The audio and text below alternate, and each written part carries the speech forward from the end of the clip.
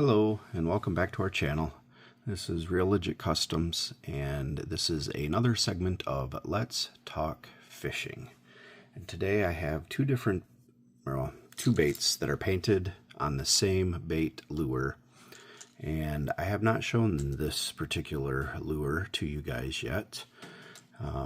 This has a holographic insert, and this is what we are calling the Real Legit Customs, or RLC, Shadow XWRAP. And I just used these particular lures on Lake Michigan trolling for CoHO, and I caught 3 CoHO on these in the last 45 minutes of our fishing trip because I did not switch over to these until the very end of the trip. I was trolling a few other things that just weren't seeming to work so well for me. So I really wish that I would have given these more time in the water, but I thought I would show them to you today and explain them a little bit.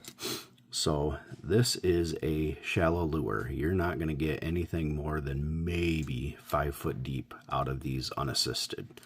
But what I would strongly recommend if you want to go deeper than that while trolling is use a snap weight in front of it, or a small diver of some sort, zip diver or trip diver, I guess is what it's called, or a mini dipsy diver would work too as well. But these come with a size 4 hook on them.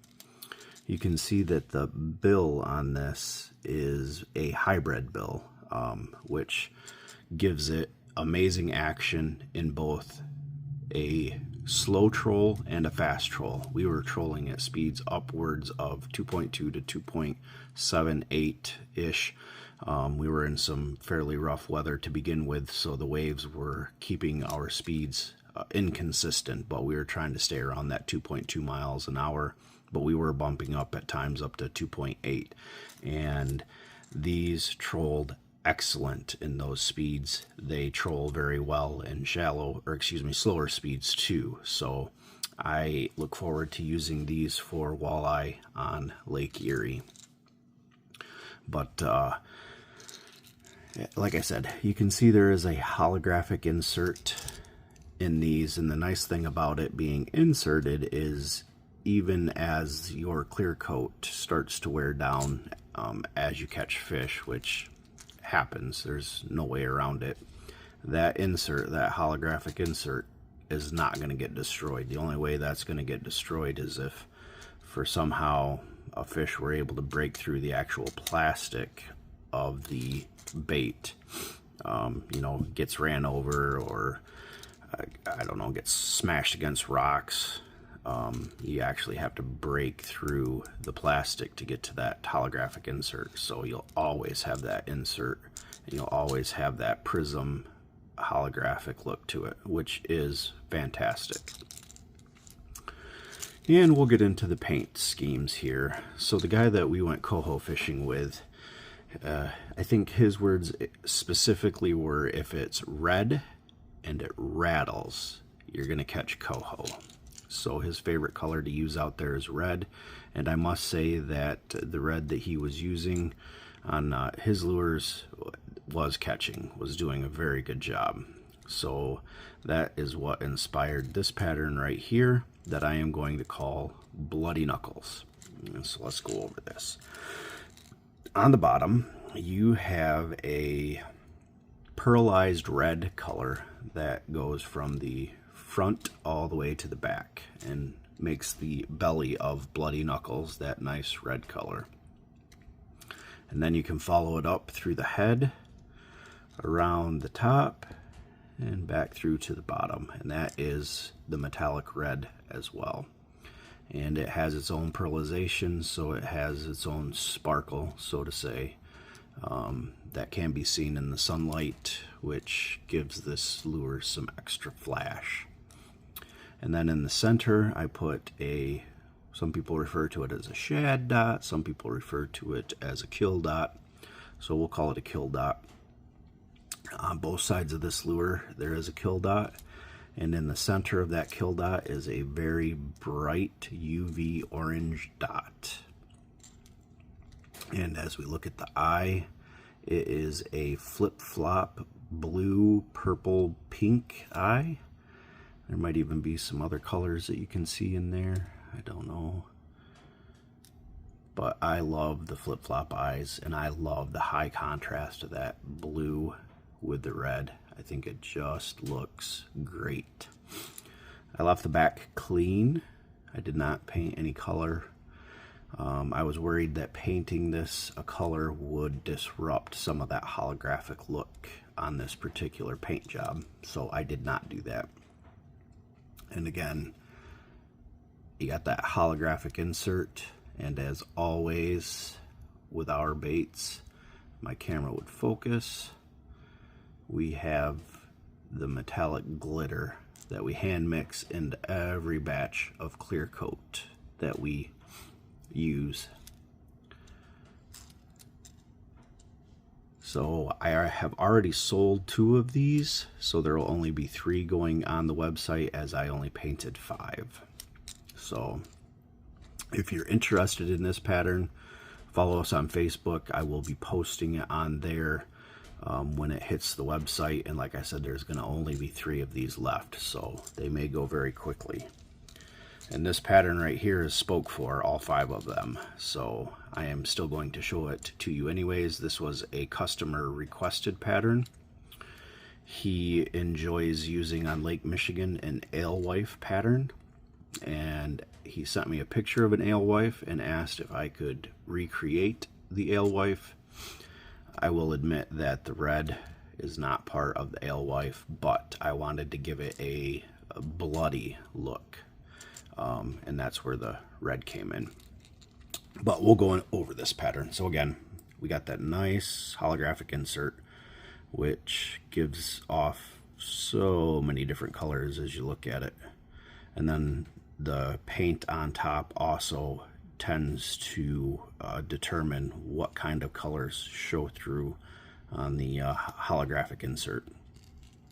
But on the bottom, I left it clear, except for where this poor alewife is bleeding, and that's where this red comes in, along with the red on the sides. Now this customer did show me a couple of different alewife patterns that he liked using on lures, and one of the patterns did have a blood look to it, and I asked him if he liked that, and he said that he did. He's also requesting that I paint a bloodless pattern as well, which I will eventually get to, but unfortunately I need to order more blanks. These were the last 10 blanks of this shadow wrap that I had left.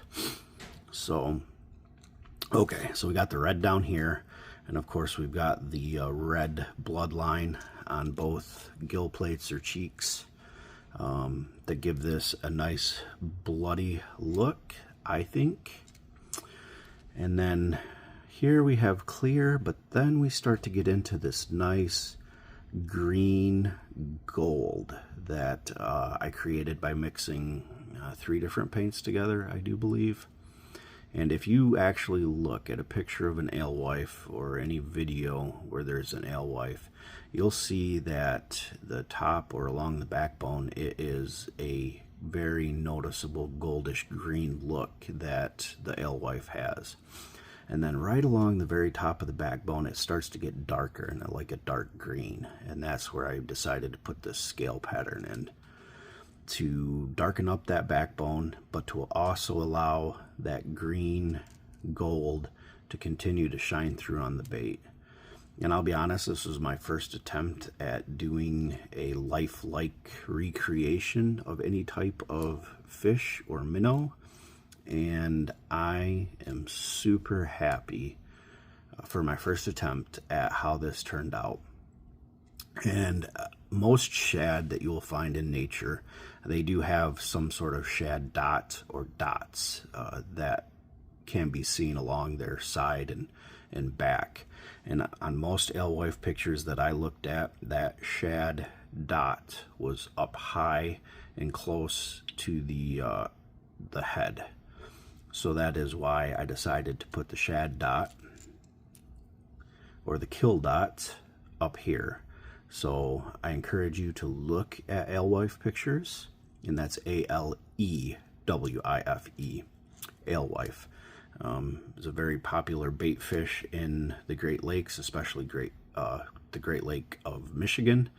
And that's what a lot of the salmon in Lake Michigan are feeding on, are alewife. So look at a picture of an alewife, look at these colors, and you tell me, how well did I do? You know, look at where the shad dot is on those pictures. Compare it to where I have it on my lure here, and let me know. Do you like it?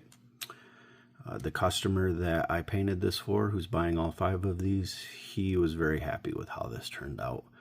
And let's look at that eye. I went with a flip-flop green, orange. I think at times you can see a little bit of blue in there as well. Yep.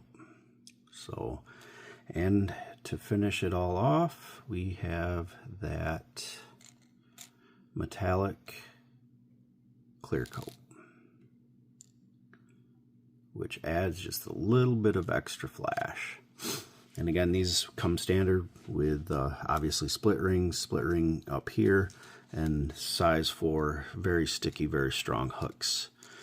And if I can, I may try to attach some pictures to this video. I'll see if I can figure that out for you, so that you can see the CoHO that we caught on different patterns, not these 2 patterns, because obviously I just painted these, but on patterns that I had painted a while ago, and show you, in fact, that these worked very good for CoHO. In fact, I'm looking forward to hopefully getting back out there and running some more of these for CoHO.